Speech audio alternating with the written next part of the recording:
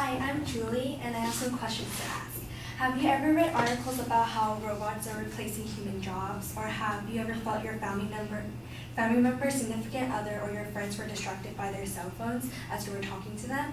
Or have you ever been a victim in a car crash by people using their cell phones, or be the distractor yourself? Actually, I've experienced being a victim by being rear-ended twice by a distracted driver. And also in these three questions I have asked, these situations are happening currently in the society and is negatively affecting humans like us today. So this leads us to my main claim is that digital technology has a harmful impact on human beings. The definition of a digital technology is a type of transfer that involves breaking a message or a form of communication between two machines down into binary code, which is commonly known as cell phones, laptops, robots, and machines. So how is it harmful? I have three supporting claims that I brought before you today. And number one is digital technology is limiting human capabilities. 2, digital technology negatively affects human relationships. And 3, digital technology is a dangerous distraction to human beings, raising the risk to mortality. So going back to the first point that digital technology is limiting human capabilities is that digital technology is replacing people's jobs. For instance, like checkout registers, railroad station ticket seller, factory workers, chefs, surgeon, retail associate has been replaced by digital technology. MSN posted that Nestle uses Pepper robots to sell Dulce Gusto coffee pods and machines in department stores in Japan, as well as answer customers' queries. And another robot that's acting like a security guard is that Nightscope K5 robot constantly monitors its surroundings for suspicious behavior and can detect potential criminal audio events such as glass breakings or people screaming. And although these robots have been taking the people's jobs, it continually to do so right now and to do so in the future. Second, digital technology negatively affects humans' relationships. It creates the inability to create social skills and face-to-face interaction. There's a UCLA study that has been done. They got 2 6th graders from Southern California. One set of the 6th grader is consists of 51 students, and another set is 54 students. And in the 51 students, they were sent off to a nature science camp, and they were prohibited of using digital technologies and was put in situations of doing face-to-face interactions. And it stated that the children who have been in the camp improved significantly over the 5 days in their ability to read facial emotions and non-verbal cues to emotions compared to the students who continued to use their media devices, which is the 54 students who did not go to the camp. So researchers tracked how many errors the students made when attempting to identify the emotions in the photos and videos. And when they analyzed the photos, the people who went to the camp made an average of 9.41 errors, and significantly down from 1402 at the beginning. And the people who didn't go to the camp barely made a significant change.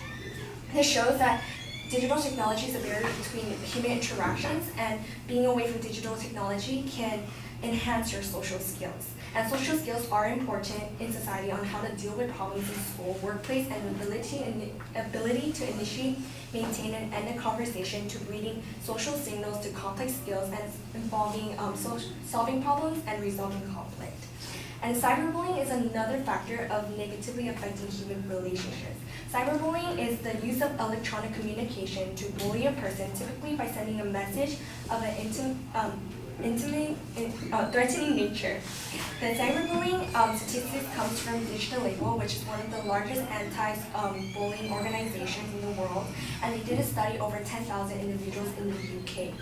And in the cyberbullying, statistics show that Instagram was 42%, Facebook was 37%, and Snapchat was 31%. And not only that, they asked of how often they were bullies, and nearly 70% said that they were abusive online towards another user. So through digital technology, the creation of the platform on social media, cyberbullying is prevalent in these platforms and creating a negative atmosphere for the people. And lastly, digital technology is a dangerous distraction to human beings, raising the risk to mortality. Digital technology increases the human fatality rates by distracted driving.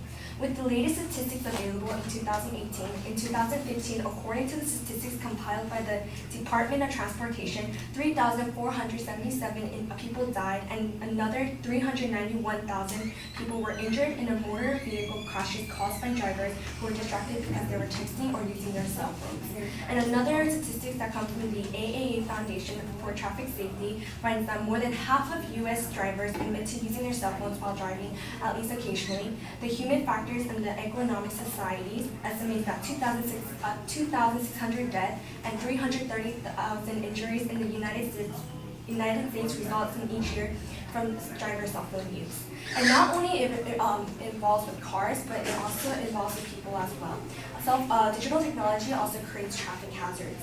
The percentage of the pedestrian killed while using their cell phone has risen from less than 1% in 2004 to more than 3.5% in 2010, according to the study conducted by the research at the Ohio State University. And so in conclusion, from digital technology and eliminating human jobs, creating a negative relationship between humans, and creating a risk to mortality, digital technology has a harmful, dangerous impact to us and our society. Thank you.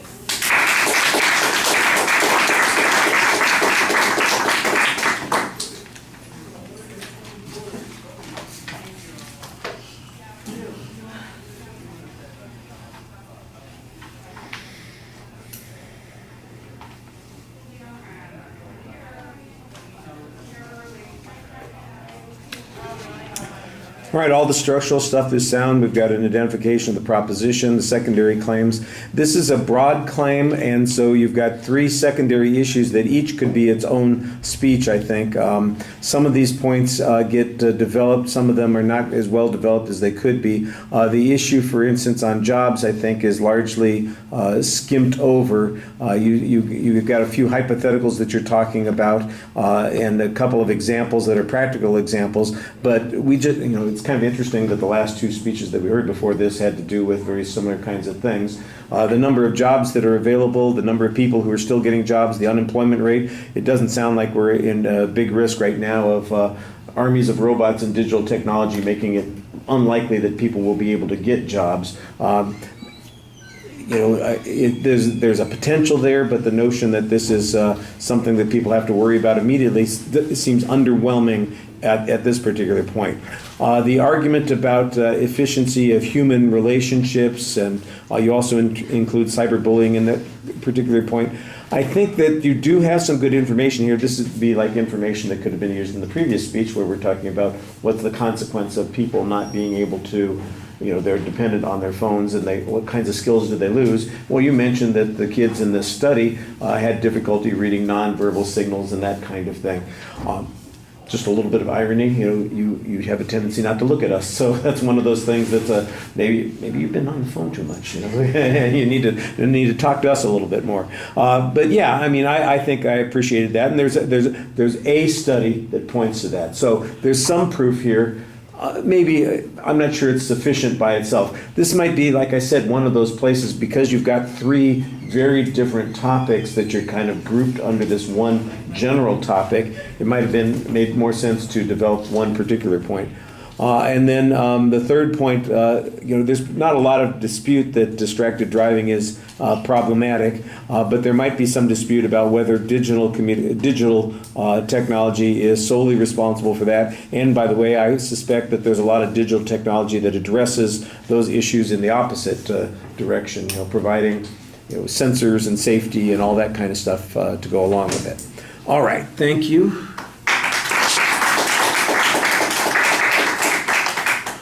I felt somebody creeping up behind me. Is this another speech? Yes. Of course it is.